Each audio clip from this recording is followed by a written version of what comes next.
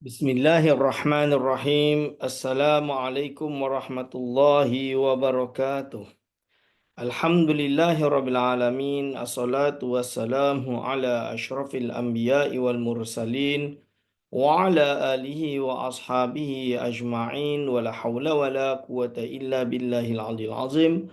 Allahumma la sahla illa ma ja'altahu sahla wa anta taj'alu hazana iza syi'ta sahla.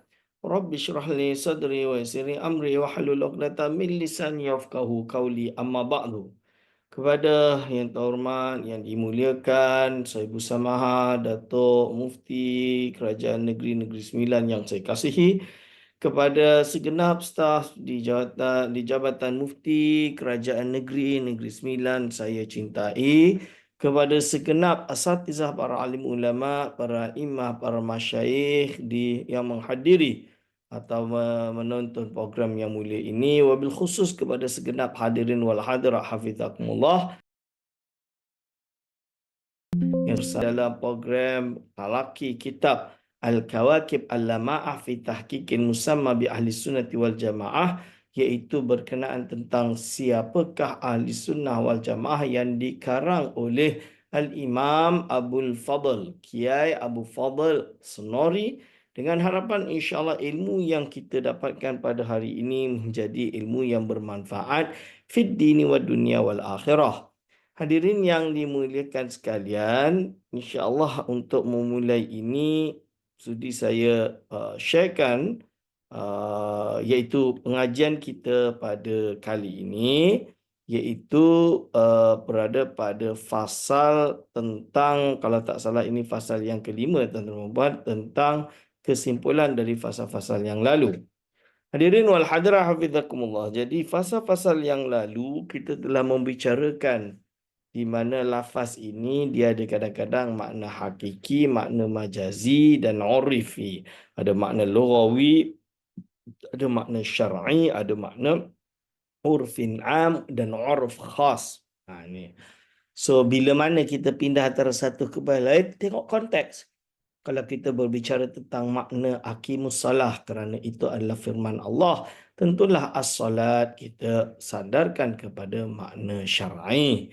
Apabila kita berbicara dengan istilah fa'il di dalam ilmu nahu, kita kena mengikut pada uruf khas, definisi uruf khas.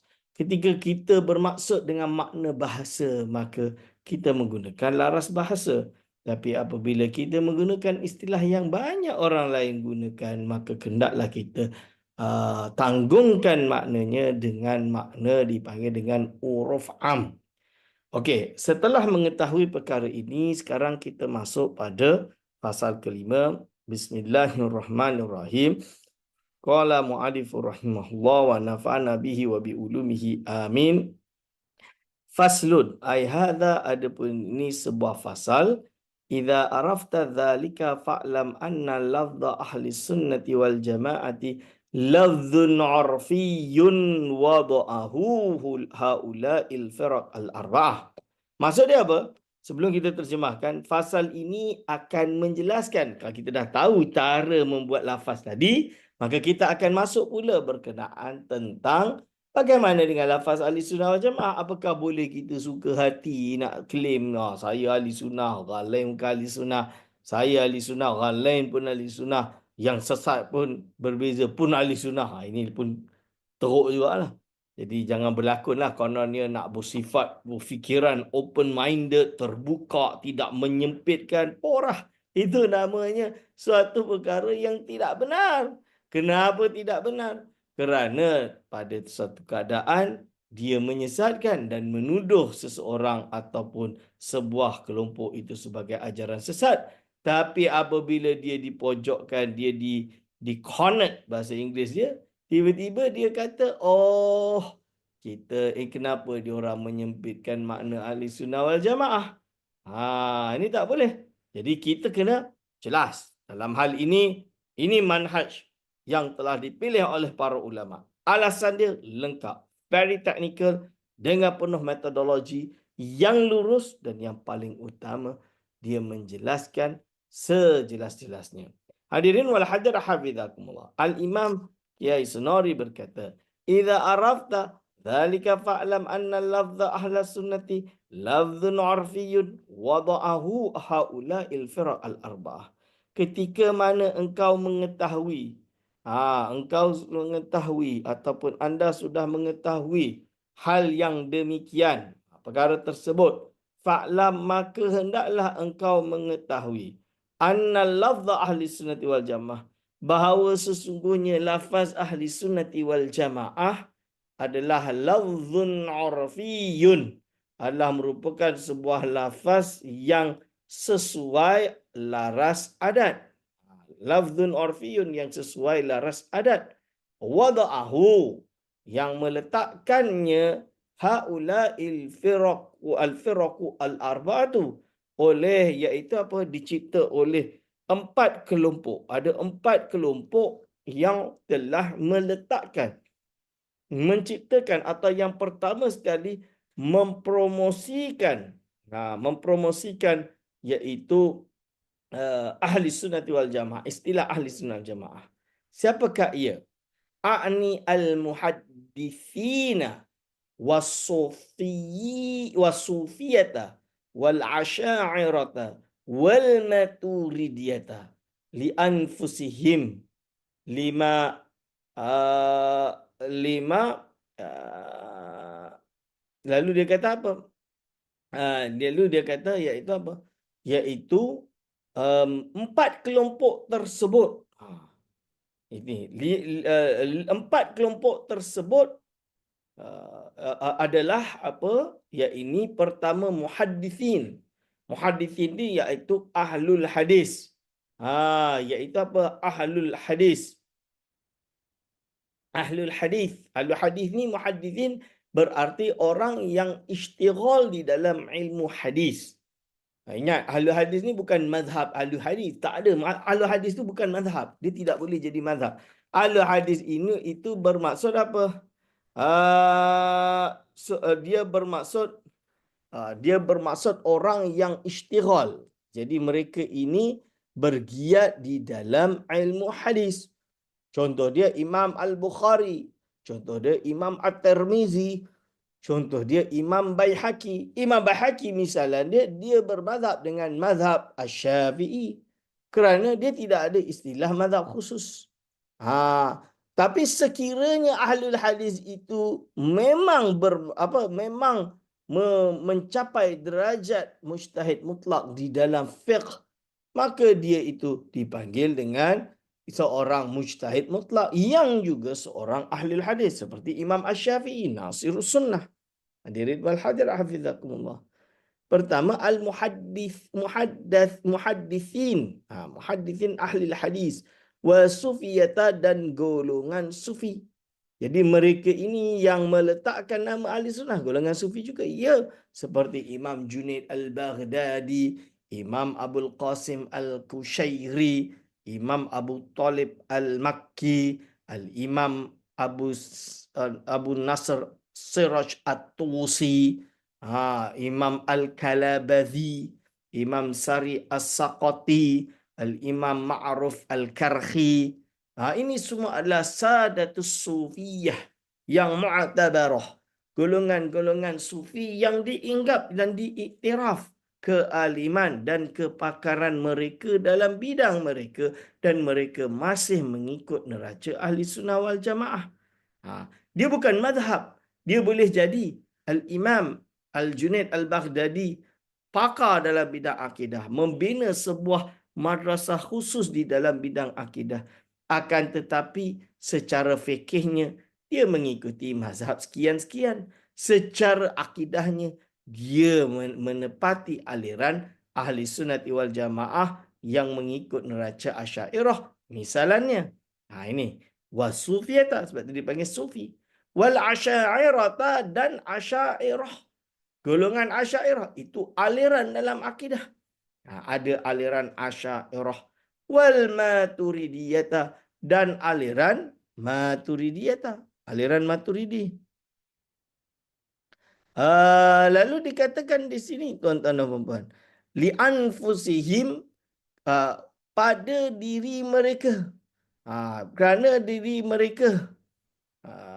kepada diri mereka li anfusihim lima kerana apa uh, apa lima liak apa kerana mereka yakin iaitu apa uh, yatayaqqanuhu lima yaqanuhu pada apa yang mereka yakinkan atau mereka semua yakinkan apa terhadap ahlus sunnah tersebut min annahum iaitu pada diri mereka sendiri bahawa sesungguhnya mereka itu ala sunnati mengikut sunnah iaitu mengikut jalan berpegang pada jalan sunnah Rasulullah sallallahu alaihi wasallam wa ala tariqatin nabiy sallallahu alaihi wasallam dan mengikut jalan baginda sallallahu alaihi wasallam.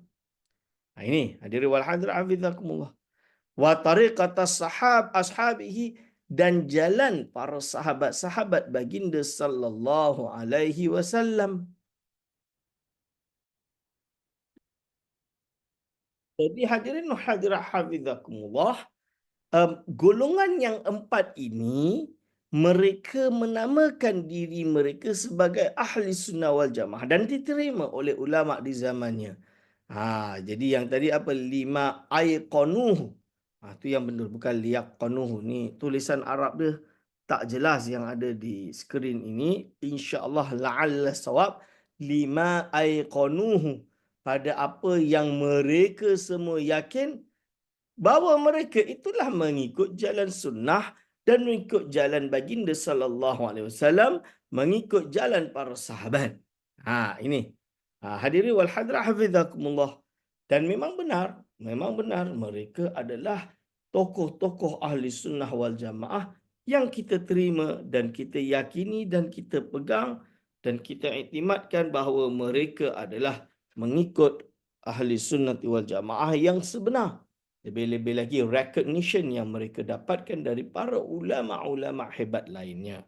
Lalu dikatakan di sini wa yabqa hadzal ismu ila yaumina hadza. Dan kekallah atau nama ini kekallah sehingga pada hari ini, tuan-tuan dan puan-puan.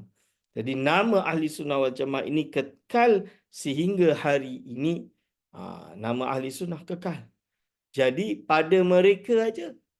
Iaitu apa? Liman kana ala madhhabi haula'i.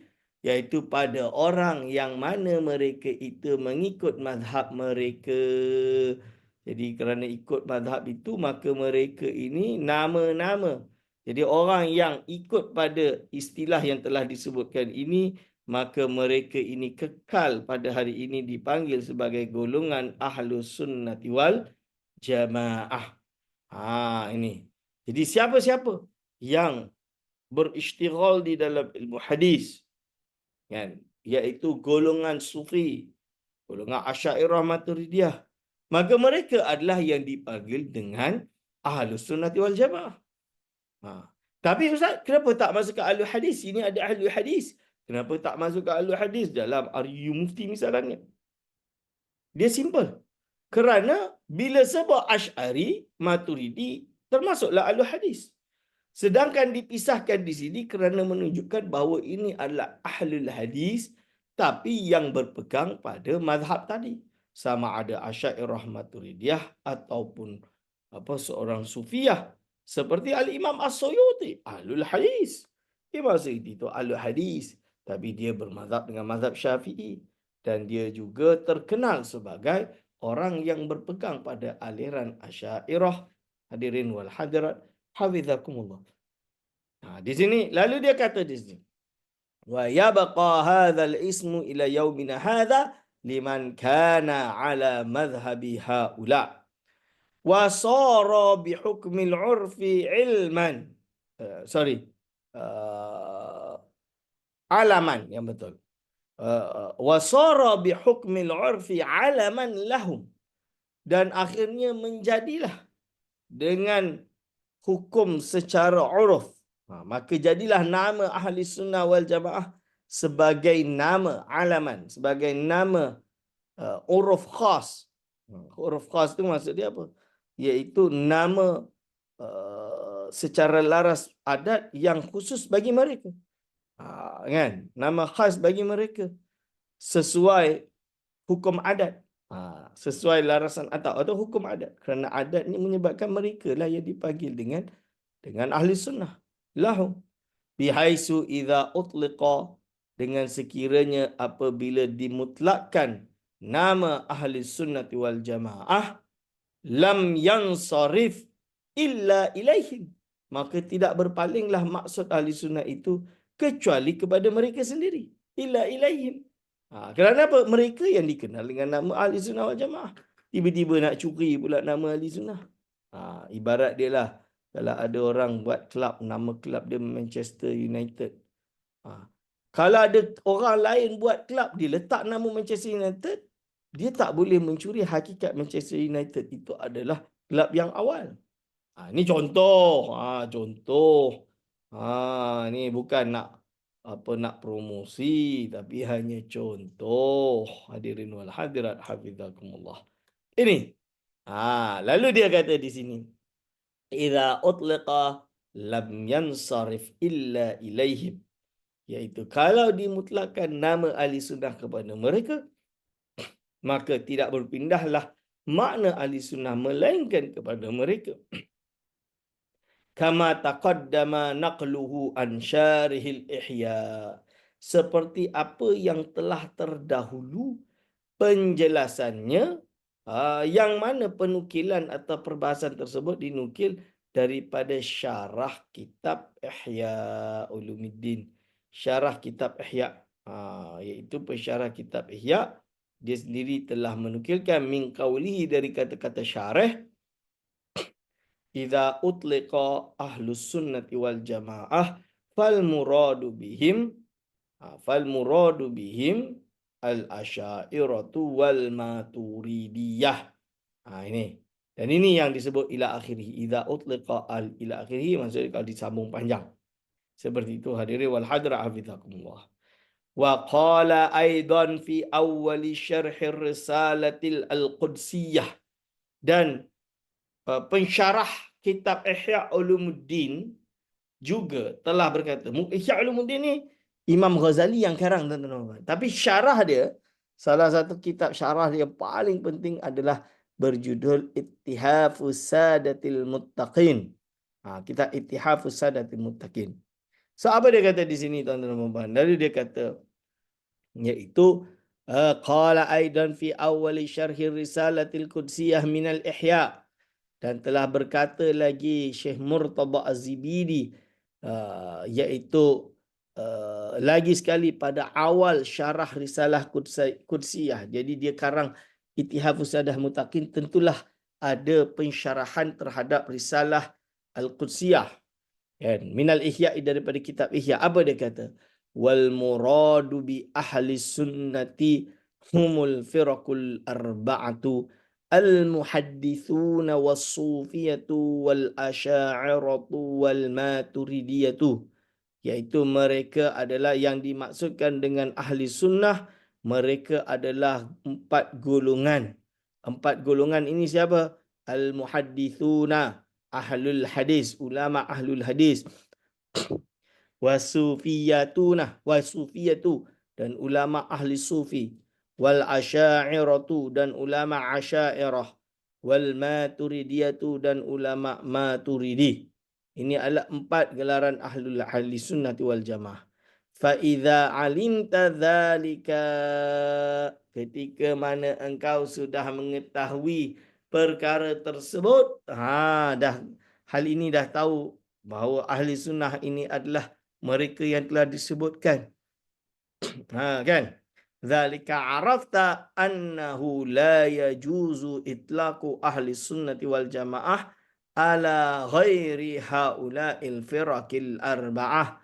Maka tidak harus untuk memutlakkan nama ahli sunnati wal jamaah pada selain daripada 4 golongan ini. Maka 4 golongan inilah iaitu yang layak disebut sebagai ahlus sunnati wal jamaah. Hadirin wal hadirat hafizakumullah. Bila kita dah jelas berkenaan tentang penjelasan siapakah Ahlus Sunnati wal Jamaah. Maka kita tengok ada persoalan, Ustaz, kan di situ ditulis muhaddithun. Kalau ditulis muhaddithun berarti ahlul hadis pun termasuk, kena masuk ahli sunnah. Di satu sisi betul. Itu saya sokong.